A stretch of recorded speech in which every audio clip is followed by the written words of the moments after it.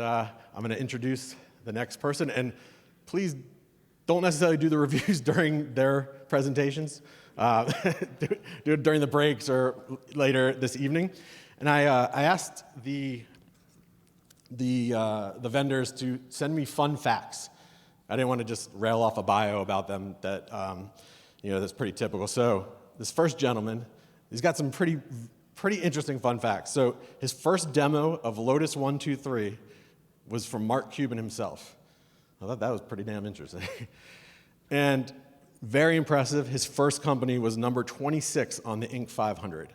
So please allow me to introduce Jeff Farris of CloudRadial.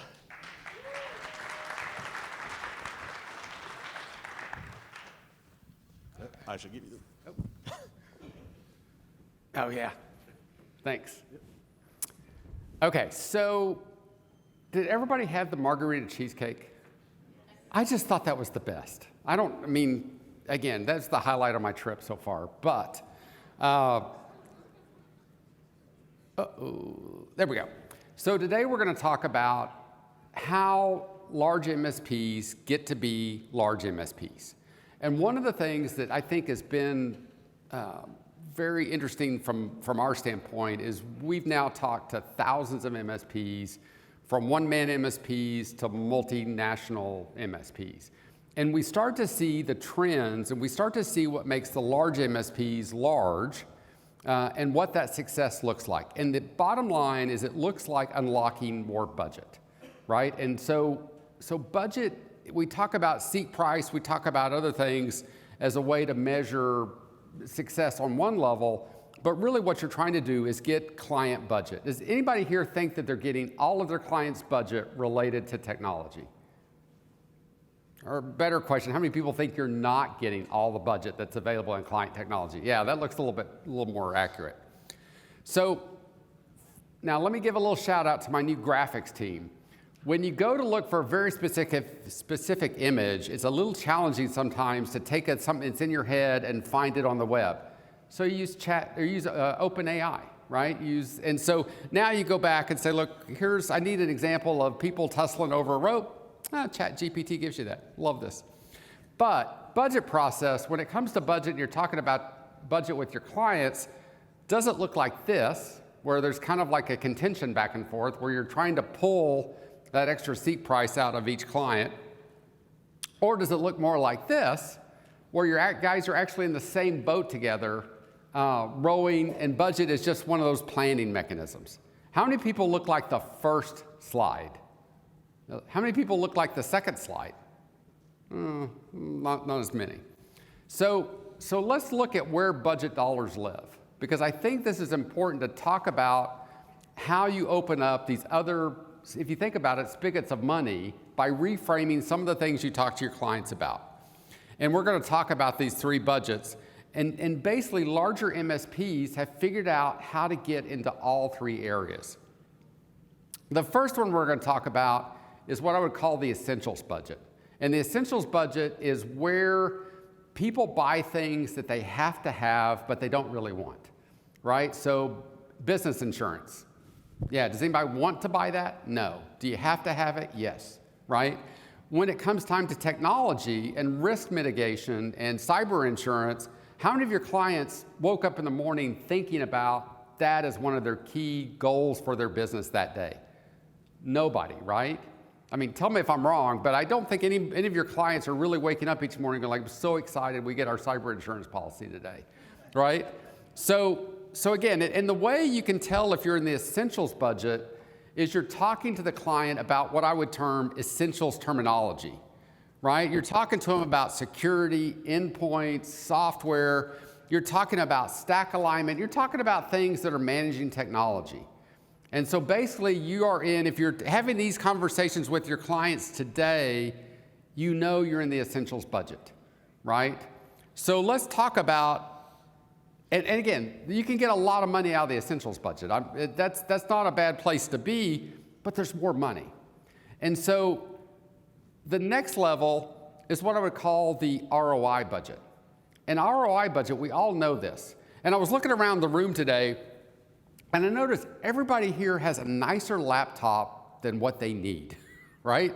Nobody here is carrying a $300 Chromebook to do their job, because all of you have invested in yourselves and your own productivity to make sure that you can get your job done. You want more time, you want more productivity, and you're willing to invest in that and overpay for a laptop, maybe even buy the MacBooks, tons of MacBooks, surprising, right? But you'll overspend for the laptop to get that extra productivity, and that's ROI, right? And so if you go back and say, look, you guys want the business insurance? No, not really.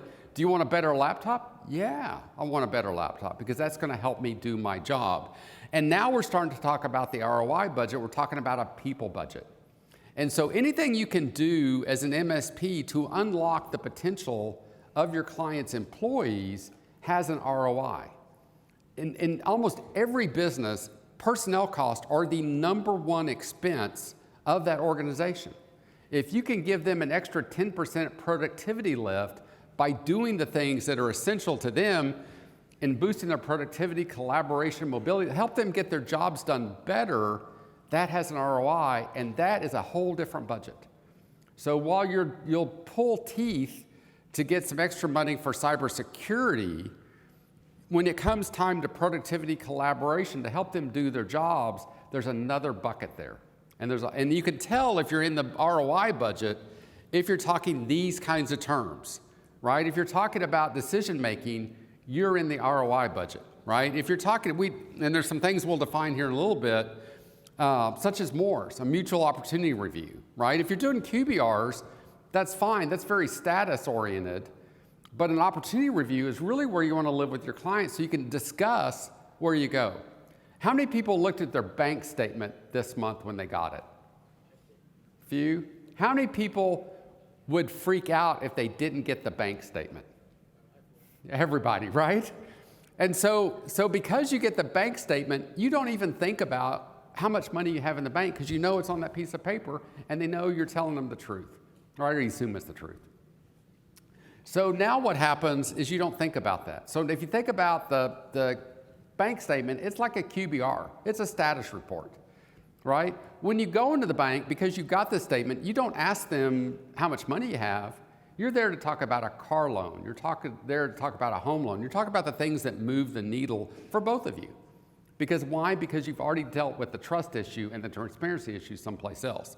So now when you get to this people budget, when you're talking about more training, decision-making, all the things that really help that elevate the performance of that organization, that's a different budget.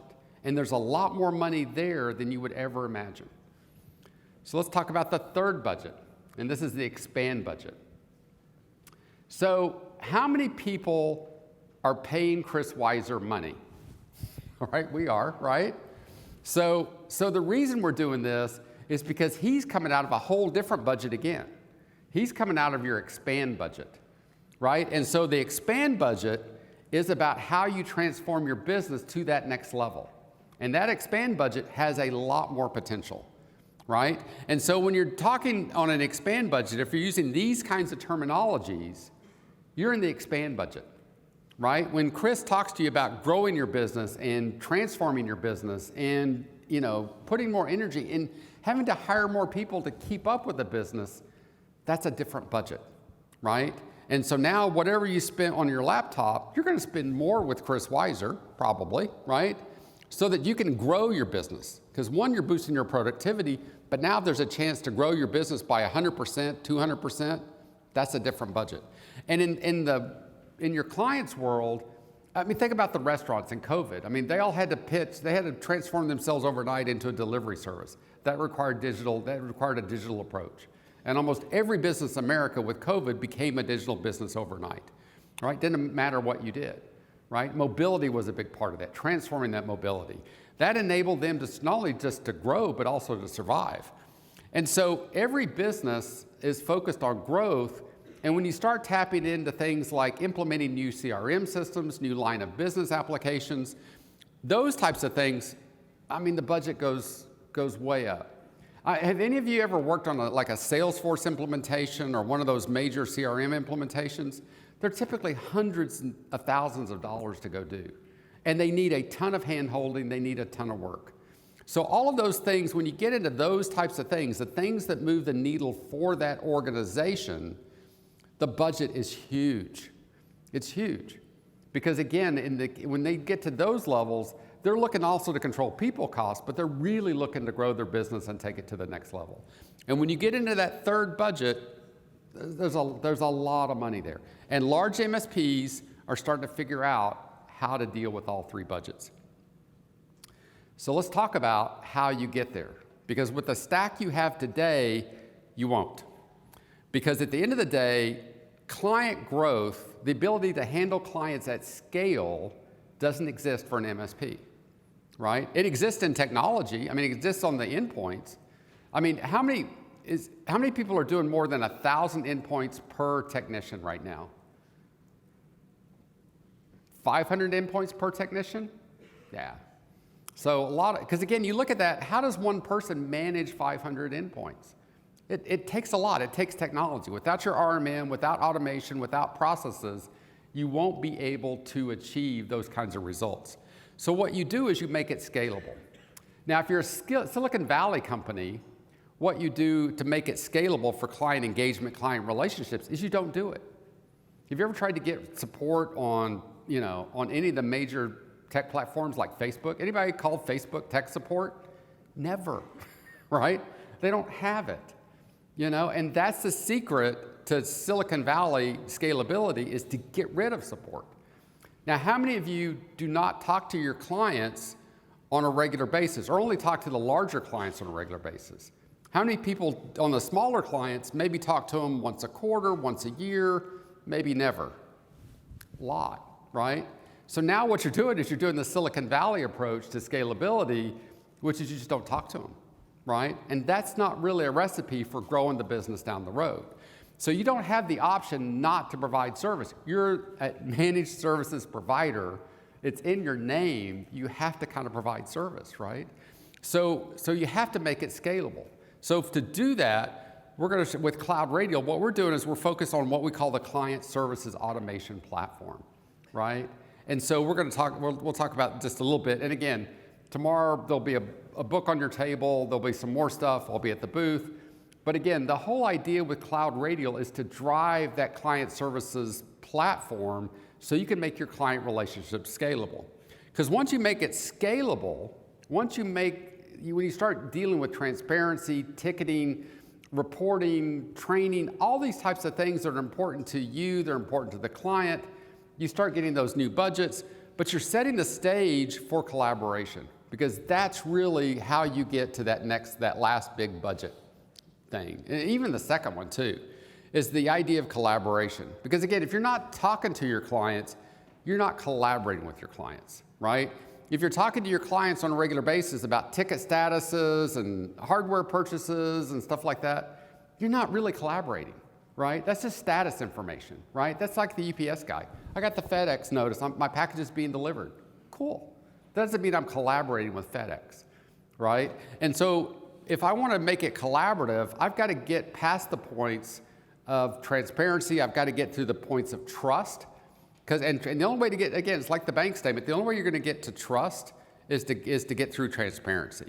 So as you go to make it collaborative, what you want to do is you want to use that collaboration to drive discovery and turn QBRs into mutual opportunity reviews, but not just with your biggest clients, but with every client. And why do you want to talk to every client? Because every client will tell you the things that will help you unlock the potential to be a larger MSP. These smaller clients that you go, oh, they got 5 seats, they got 10 seats, I don't talk to them, I talk to them once a year.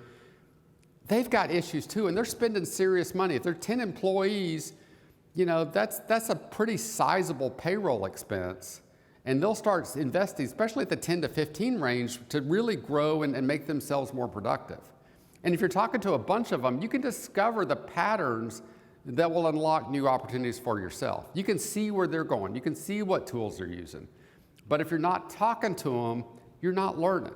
And everything you want to know, every problem you want to solve is on the other end of a phone call with your clients, large or small. So with CloudRadial, this is where we focus in. Our job is to help you engage with this broad client base. Your PSA has done wonders to help you make your business more operationally efficient, right? I mean, if you've done it right, I mean, you're using a ConnectWise, an Autotask, or something similar like that, and you're using that to drive operations efficiency, to track operations, to track time you're spending, to track your largest clients, to track growth, to track where money's going, right? But on the client side, what are you doing, right? If the PSA is the kitchen, then the CSA is the waitstaff, right? And so what CloudRadial does is we basically put a big warm hug across your entire stack to bring it all together, to turn that data that's very tech-centric into something that's very client-centric. And so we integrate yin and yang with your PSA so the two of them work really well together. So again, as you go through this process, to become that VCIO, to tap into that last budget, you have to have discovery, you have to learn, you have to listen, but you have to set the stage to do that. Because if you just go down and plop into the office and you haven't built that trust and transparency, you're not going to really hear or see the things that you want to know. So that's how you get to all three budget buckets. Each bucket is substantially, sometimes logarithmically bigger than the previous bucket. And as an MSP, it's all there if you want to go get it. Thank you very much.